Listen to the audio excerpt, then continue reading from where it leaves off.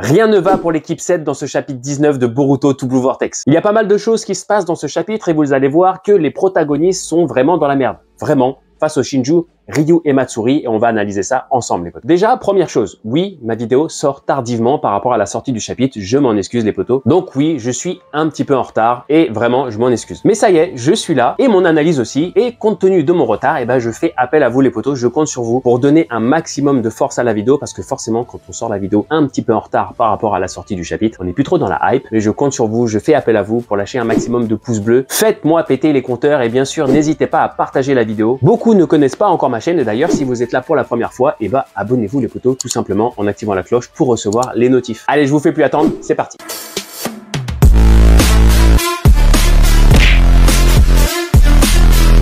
Déjà, attardons-nous sur cette couverture magnifique de Moegi. Et il y a écrit « Dans son sommeil, l'ombre brûle de désir ». On parle bien sûr ici du sommeil de Moegi et l'ombre qui brûle de désir, bah forcément c'est Matsuri, vous avez capté. Et on a d'ailleurs en bas de la page le titre du chapitre 19, « Mon petit Konohamaru » qui en dit long mais d'une force, je vous explique. On sait que c'est cette phrase qui a déclenché les hostilités dans le chapitre 18, quand Konohamaru a demandé à Matsuri d'arrêter de l'appeler ainsi, parce qu'il était gêné le Gus. Parce que pour lui, ça lui rappelle trop Moegi, donc forcément, il ne supportait pas. Et si là, le titre du chapitre 19 reprend cette phrase, et bah c'est pas anodin, forcément. L'accent est mis sur cette phrase pour en faire ressortir tout le côté dramatique, tout le côté sadique même, je dirais, parce qu'on sait du coup que Konohamaru, bah dans ce chapitre, à cause de cette phrase, bah il va être grave dans la merde. Et vous allez voir que ça va être le cas, mais je suis sûr que Konohamaru a un plan de sortie. Vous avez lu le chapitre, vous savez pourquoi je dis ça, vous savez pourquoi je dis qu'il va être dans la merde, mais je suis même sûr qu'il a un plan de sortie, bien sûr, mais je vous en parle juste après. Le chapitre commence sur un flashback qui nous explique comment Araya a pu obtenir cette technique grâce à Shinki. Donc c'est tout simple, la raison c'est que Shinki a mis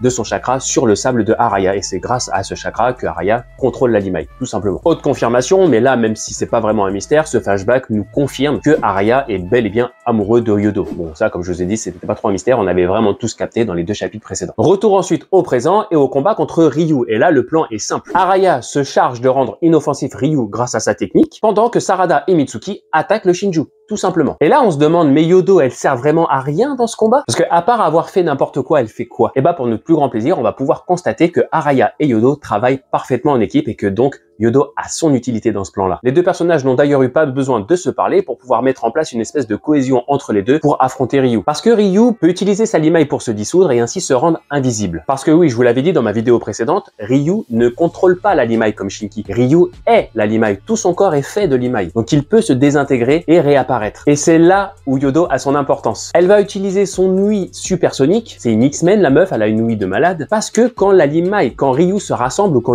Ryu se désagrège, la Limai se frotte, les grains de Limai frottent entre eux et émettent un petit bruit que seul Yodo peut entendre. Grâce à ça, elle va pouvoir à chaque fois repérer la position de Ryu, où est-ce qu'il souhaite réapparaître, ou est-ce tout simplement où est-ce qu'il se trouve. Et grâce à ça, elle va pouvoir communiquer cette position à Araya, qui grâce à son sable va soit pouvoir le désintégrer, soit pouvoir le bloquer, ou soit même pouvoir le reconstruire. Une fois qu'Araya a utilisé sa technique, Sarada et Mitsuki peuvent ainsi attaquer le Shinju. Et voilà le point fort de cette équipe. On a là une espèce de cohésion qui se place, une espèce de plan qui prend forme, et franchement, le plan, il est super bien ficelé. On se demande comment Ryu va pouvoir s'en sortir. Il ne peut ni attaquer les ninjas, il ne peut ni se cacher, ni fuir. Comment va-t-il s'en sortir sérieusement? Dans ce plan qui semble parfait, moi personnellement, j'ai quand même relevé quelques failles. Les premières concernant les attaquants, à savoir Sarada et Mitsuki. Sarada, aidé de son Sharingan, frappe Ryu grâce à un Chidori. Bon, ok. Mais le corps de Ryu étant fait entièrement de Limai, Sarada aurait pu se douter quand même que son attaque allait être inutile. Tu peux pas infliger de blessures mortelles avec ce genre de technique sur ce genre d'adversaire, c'est pas possible. Tout comme elle aurait dû également se douter que sa première attaque à base de la boule de feu suprême, le Katon Gokakyu, aurait été inutile aussi. Bref, première chose. La deuxième chose, ça concerne aussi les attaques de Mitsuki. Mitsuki, à plusieurs reprises, se cache dans le sable, il passe en mode Sénine des serpents, et il tente d'attraper Ryu avec ses serpents, en l'enlaçant, ou voire même en le mordant. Mais on l'a encore une fois, Ryu est fait de Limai. Ils l'ont vu, ils se doutaient bien que Ryu allait s'évaporer et ne resterait pas prisonnier des serpents. Et le truc, c'est qu'ils le font à plusieurs reprises, alors qu'ils voient bien que ça n'a pas marché. Le plan, donc, Yodo débusque Ryu, transmet l'info à Araya, Araya bloque Ryu avec son sabre. Une fois qu'il est bloqué, Sarada et Mitsuki attaquent Ryu. Et l'idée, c'est de l'attaquer sans cesse en espérant l'acculer à un moment ou un autre. Et franchement, l'idée, elle est pas trop mal. On voit que Ryu, quand il se prend des coups, quand même si Sarada et Mitsuki n'arrivent pas à faire grand chose contre lui, on voit que quand il prend des coups, qu'il se désintègre, qu'il se reforme, on voit quand même qu'il prend cher. Mais là, c'était sans compter sans l'intelligence de Ryu, parce que là, Ryu va clairement nous montrer que c'est un petit génie. Et il va trouver un plan pour contrer la technique des ninjas de Konoha et de Suna. Et le pire, c'est qu'il va le faire tout en étant acculé par les coups de ses adversaires. Donc c'est là où c'est encore plus fort. Ryu fait alors apparaître une quantité folle de sbires de crasse pour acculer ses adversaires. Et là où c'est du génie, c'est que un des sbires va aller attaquer directement Yodo. Pourquoi attaquer directement Yodo? Tout simplement parce qu'il sait que Araya va voler à sa rescousse. Et c'est là où je vous disais que Ryu est un génie, c'est qu'il a déjà capté, au travers de ces quelques échanges, que Araya, si Yodo était attaqué, courrait directement à son secours. Ça veut dire qu'il a capté que Araya éprouvait des sentiments pour Yodo. Yodo donc est en train de se faire mordre par un sbire, donc là on pense tous merde, elle va se transformer en arbre, mais non, ça faisait partie du plan de Ryu. L'idée c'était pas de transformer Yodo en arbre, l'idée c'était tout simplement de attirer Araya qui va essayer de trancher un sbire, et là au moment où il essaie de trancher le sbire, son sabre reste bloqué dans le sbire. Deuxième phase du plan de Ryu. Je vous ai dit que c'était un génie. Araya est bloqué, son sabre est complètement bloqué, et Ryu arrive, et qu'est-ce qu'il fait? Il pousse le sbire de crasse où est bloqué le sabre de Araya. Celui-ci va taper directement un autre sbire de crasse, et grâce aux techniques des marques de code, il va rentrer dans l'autre sbire de crasse et ainsi prendre le sabre de Araya avec lui. Si ça, c'est pas du génie, les potos, dites-vous que Ryu a pensé à tout ça tout en étant acculé par les coups de Sarada et de Mitsuki. Et il y a pensé en... Je pense que ça se passe très vite dans le chapitre. Il a pensé à tout ça en quelques secondes. Donc, la seule arme et technique qui posait problème à Ryu a disparu, les potos. Le seul avantage qu'avaient les ninjas de Konoha et de Suna a disparu. Donc là, ils sont dans une situation ultra périlleuse. Là, maintenant, en une fraction de seconde, la situation s'est retournée. Et là, on se demandait 3 minutes avant comment Ryu allait s'en sortir. Là, on se demande c'est comment les ninjas vont s'en sortir. Alors, si j'analyse ces quelques pages, oui, certes, Ryu est un génie, je vous l'ai dit, mais il y a quand même quelques petits trucs qui me posent problème, moi, c'est dans les attaques de Sarada et de Mitsuki. On a là 2 ninjas spécialistes en Raiton. Et tout le monde sait que l'électricité va forcément être efficace contre de la limaille de fer. Pourtant, ni Sarada ni Mitsuki va utiliser des attaques à base de Raiton. Alors oui, je sais, le Chidori est à base de Raiton, mais le Chidori c'est un point d'impact précis. Ça va pas frapper toute la limaille de Ryu, ça va taper à un endroit précis pour avoir un impact, une blessure mortelle à un endroit précis. Mitsuki, spécialiste du Raiton, surtout en sénine des serpents, et Sarada, spécialiste du Raiton également. Comment ça se fait qu'aucun de ces 2 ninjas n'a pensé à utiliser une technique Raiton contre Ryu? Est-ce que c'est une erreur des 2 ninjas ou est-ce que c'est une mise de côté volontaire de la part des auteurs? Personnellement, je pense que c'est les deux à la fois. Tout simplement parce qu'on n'est pas à l'abri que dans les futurs chapitres, les techniques Raiton soient utilisées contre Ryu pour le mettre à mal. Mais là, pour ma part, je pense que à l'heure actuelle, dans les chapitres 18 et 19, pendant l'affrontement contre Ryu, si les techniques Raiton ne sont pas utilisées, c'est un peu une facilité scénaristique de la part des auteurs pour faire durer en gros une espèce de petit suspense dans le combat, pour faire durer le combat tout simplement. On aura la réponse dans les futurs chapitres bien sûr, et là on part tout de suite du côté de Konohamaru. Ce dernier apparaît quelques pages par-ci par-là tout au long du chapitre, mais dans une situation qui n'évolue pas forcément. Il est prisonnier de Matsuri, il échange, il essaye de la raisonner, mais il n'y a pas grand chose qui se passe du côté de Konohamaru. Ce dernier tente de raisonner la Shinju en le faisant comprendre que ce n'est pas si grave s'il ne la laisse pas appeler Konohamaru-chan, mon petit Konohamaru dans la version française, mais ces explications mettent encore plus en colère Matsuri. Et clairement, ce dernier, Konohamaru, n'a absolument rien compris à ce que lui reproche Matsuri. C'est Eida qui l'explique très bien. Si Matsuri est en colère, ce n'est pas parce que Konohamaru ne veut pas qu'elle l'appelle Konohamaru-chan. C'est parce que tout simplement Moegi, elle, a le droit de l'appeler comme ça, ce qui veut dire que la relation Konohamaru-Moegi est beaucoup plus intime, beaucoup plus importante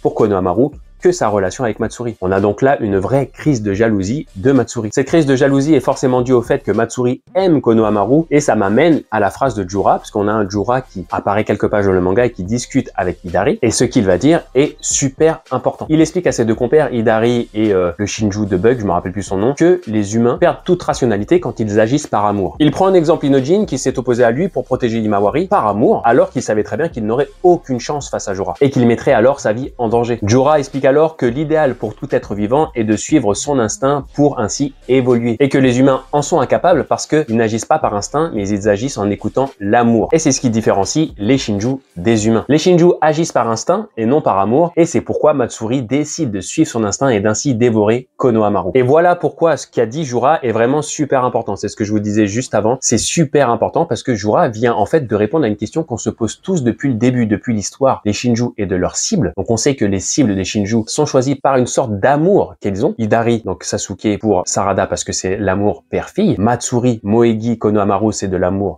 tout simplement. Il y a une forme d'amour Bug et Eida qui étaient amoureux de Eida. C'est toujours l'amour qui justifie la cible du Shinju. Mais on se posait la question, qu'est-ce qui arrive si un Shinju dévore sa cible? Et Jura vient tout simplement d'y répondre. C'est ultra flagrant, c'est devant nos yeux les potos. C'est l'évolution les amis. L'évolution, tout simplement. Certainement une transformation pour le Shinju qui va dévorer sa cible avec un power-up, un glow-up, quelque chose, une transformation transformation peut-être juste mentale, peut-être juste émotionnelle, mais certainement qui va toucher également le physique, forcément. Pourquoi pas, je vais peut-être un peu loin, mais pourquoi pas lié à une sorte de fruit divin évolué, parce qu'on sait que les Shinju sont une sorte d'erreur, je dirais, qui n'aurait pas dû arriver dans l'évolution de Jubi. Donc pourquoi pas une évolution également du fruit divin. Et la dernière page, le unissons-nous de Matsuri à la dernière page, confirme tout simplement, il y a une sorte d'union, je pense, entre le Shinju et sa cible, une sorte de fusion. Peut-être pas une fusion à la Dragon Ball avec un mélange physique des deux êtres, mais pourquoi pas? Franchement, ça serait un truc de fou. Mais il y a forcément une sorte d'union, de fusion, quelque chose, un glow-up, un power-up, et c'est ça.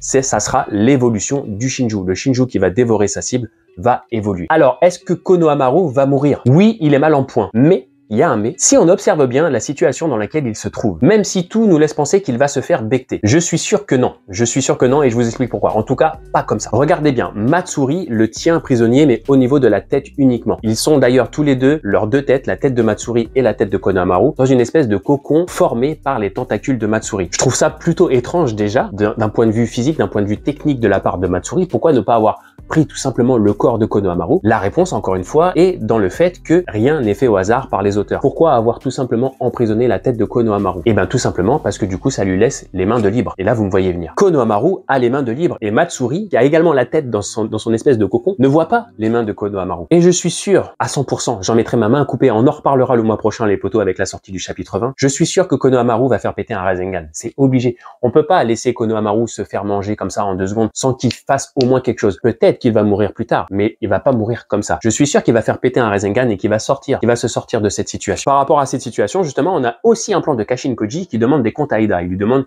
qu'est-ce qui se passe. Et juste à côté, bien sûr, on a un Boruto qui est prêt à intervenir parce qu'il sent, il entend que la situation n'est pas très favorable pour ses amis. Et malgré que Konohamaru est en danger, malgré que Sarada, Mitsuki, Yodo, Araya sont aussi maintenant en danger, tout semble pour l'instant se passer comme l'avait prévu Kashin Koji. En tout cas, moi, c'est ce que j'en déduis. Ça ne veut pas dire que tous s'en sortiront sains et saufs, mais ça veut dire, je pense, que pour l'instant, tout se passe comme Kashin Koji l'avait prévu. Le plan est encore sur les rails. Attention, je pense toujours que Kashin Koji n'a pas tout dit à Boruto. Je pense toujours qu'il est possible que certains personnages, comme Konohamaru par exemple, meurt par la suite, mais que Kashin Koji n'en a pas parlé à Boruto, tout simplement parce qu'il savait que Boruto ne laisserait pas faire ce plan-là. Forcément, il ne va pas laisser ses amis se sacrifier. Je pense aussi, dans les prochains chapitres, pourquoi pas dans le chapitre 20, que Boruto va intervenir et va aller aider ses amis. Mais à une certaine condition. Je vous explique. Kashin Koji, quand il s'adresse à Boruto, lui dit « Je comprends ton envie d'aller aider tes amis, retiens-toi, ce n'est pas le moment. » Ça veut dire justement qu'à un moment, ça sera le bon moment pour Boruto d'intervenir. Et là, vous allez me dire « Oui, mais il a dit que si Boruto intervenait, Jura viendrait et le tuerait. » Oui, il a dit ça, oui, c'est vrai. Mais il a dit que dans la plupart des cas, ça se passait comme ça. Ce qui veut dire qu'il y a de petites failles dans l'histoire où Boruto ne va pas forcément mourir si Jura arrive. Et je pense justement que cette petite fourchette temporelle où Boruto peut intervenir sans prendre le risque de se faire tuer, je pense qu'elle est liée à un personnage. Et pour moi, elle est liée à Kawaki, les potes. Je vous explique une nouvelle fois. Là, je suis hyper hypé parce que je vais vous dire. Je pense que ça serait terrible que ça se passe comme ça dans les futurs chapitres et vous me donnerez votre avis en commentaire. Kawaki n'apparaît pas dans ce chapitre 19. On ne le voit absolument pas. Par contre, on sait que de l'autre côté, en parallèle de tout ce qui se passe dans le chapitre 19, on sait qu'il est en train de parler avec Amado pour essayer de négocier son power-up en attaque. Est-ce que ça serait pas stylé, les potos, que Kawaki, ayant obtenu son power-up en attaque, décide d'aller aider Konohamaru pour vaincre les Shinju? Et pourquoi ça serait stylé, les potos? Parce que imaginez, il arrive, il défonce Matsuri et Ryu là où les autres ninjas ont galéré. Est-ce que ça nous révélerait pas une espèce de puissance émanant de Kawaki pour nous montrer à quel point il est devenu puissant? Est-ce que ça serait pas super bien fait? On est dans l'esprit shonen, encore une fois, ça serait vraiment, vous voyez, comme les espèces de transformations qu'on a dans Dragon Ball, où ils font face à un adversaire qui est beaucoup trop puissant, et là on a le héros, par exemple, je vous compare avec Sangoku par exemple, qui arrive sur Namek et qui s'est entraîné pendant tout le trajet, et qui arrive pour faire face aux forces spéciales de Freezer. Vous voyez ce passage-là? On voit que les autres personnages ont galéré de fou contre les forces spéciales de Freezer. Et là, on a Goku qui arrive, qui s'est entraîné et qui est beaucoup plus puissant que les forces de Freezer contre qui les autres personnages ont tant galéré. Est-ce que vous imaginez si là, il se passe exactement la même chose avec Kawaki? Les personnages actuels, Konohamaru et compagnie, sont en train de galérer de fou contre les Shinju et Kawaki, qui a eu son power-up en attaque, arrive et les maîtrise en 2 secondes. Est-ce que ça serait pas terrible? Est-ce que ça serait pas représentatif d'un esprit shonen, cet esprit shonen qu'on adore? Et pour en revenir à Boruto, je pense que ça serait là la petite fourchette où il pourrait intervenir sans pour autant prendre le risque de se faire tuer. Parce que rappelez-vous que Boruto et Kawaki ont décidé de s'allier pour vaincre les Shinju. On aurait alors une éventuelle intervention de Jura, et soit Jura ne serait tout simplement pas assez puissant pour vaincre Boruto allié à Kawaki, soit il le serait et il mettrait à mal les deux frangins, mais sans pour autant réussir à tuer Boruto. Bon, je sais que je vais un peu loin dans ma théorie pour les futurs chapitres, mais franchement, est-ce que ça serait pas hypé de malade? Sérieusement. Voilà les potos, cette vidéo est maintenant terminée. J'espère que vous avez passé un super moment. Comme je l'ai dit en début de vidéo, cette vidéo sort un petit peu tardivement par rapport à la sortie du chapitre, je m'en excuse, mais je compte sur vous, je sais que vous êtes une communauté de malades, je compte sur vous pour me donner un maximum de force pour que cette vidéo ne passe pas forcément inaperçue, parce que je pense que j'ai quand même dit des petites choses intéressantes dans cette vidéo, donc lâchez un maximum de pouces bleus. Si c'est pas le cas, abonnez-vous. Franchement, si vous avez kiffé, que vous avez passé un bon moment, si vous êtes encore là, c'est que vous avez passé un bon moment, donc abonnez-vous si vous l'avez pas déjà fait. N'hésitez pas également à me dire ce que vous avez pensé de tout ce que j'ai raconté dans cette vidéo en commentaire. Comme vous le savez, comme je le dis à chaque fois, je lis tous vos commentaires et je réponds à un maximum de commentaires. Je vous dis à très bientôt les potos. Tchou!